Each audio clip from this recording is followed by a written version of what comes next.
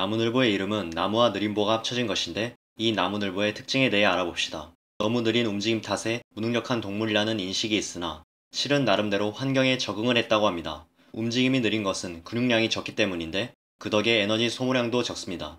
신진대사가 극단적으로 느려서 적은 양의 먹이만 있어도 살아갈 수 있고 일주일에 한 번 배설할 정도라고 합니다. 여기에 체중도 가벼워서 나무에 매달린 채로 의식주를 해결하는 것이 가능하다고 합니다. 또한 나무늘보는 굉장히 잠이 많습니다. 하루에 18시간을 잠으로 보내는데 심지어 식사 중에 졸기도 한다고 합니다. 땅바닥에 내려오는 경우는 거의 없으며 그나마 일주일에 한 번씩 내려오는 건 배설을 하기 위해서입니다.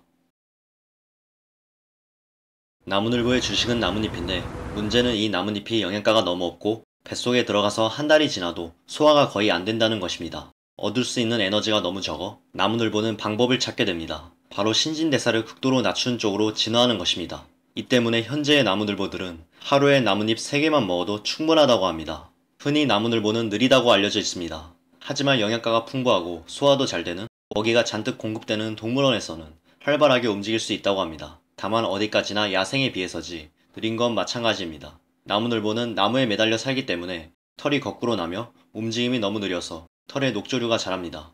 또한 최대 81종의 곰팡이가 자라는데 이들은 서식처를 제공받는 대신 주변에 항생 물질을 분비해 나무늘보를 감염의 위험에서 지켜주고 있습니다. 이렇게 나름대로 적응하긴 했지만 그래도 멸종 위기종에 속한다고 합니다.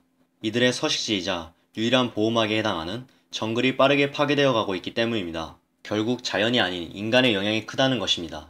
가장 큰 천적은 맹금류입니다.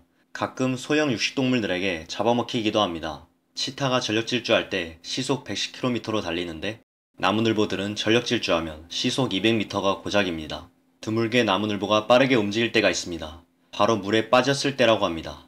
평소에 나무늘보는 느리게 걸어가면서도 카메라가 다가오면 이빨을 들이대며 날카로운 발톱을 마구 휘두른다고 합니다.